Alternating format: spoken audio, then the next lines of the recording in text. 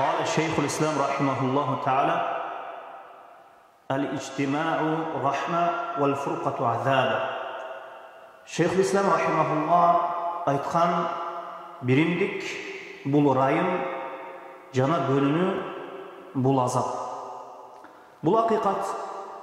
Чындыгында мусулмандар бири-бирине жардамчы болсо, жана бири-бирине райымдуу болсо, көптөгөн жакшылыктарга жетишкен болот.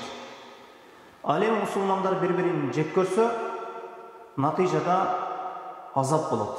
Кала берсе, ар кандай азап болот. Мына ошондуктан Аллах Таала Кур'ан-ы Каримде бөлүнүүдөн кайтарып мындай деп айткан: "Вa'тасиму бихаблиллахи жами'ан ва ла тафаррaqu." Барыңар Аллахтын жибин, мындайча айтканда Кур'ан сүннөттү бекем кармангыла, жана бөлүнбөгүлө.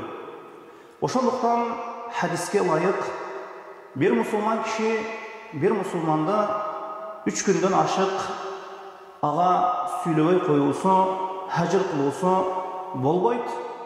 Ошол 3 күндөн кийин эки мусулмандын бирөөсү салам берүүнү баштап, мамилени андан ары улантуусу керек болот. Аллаху а'лам.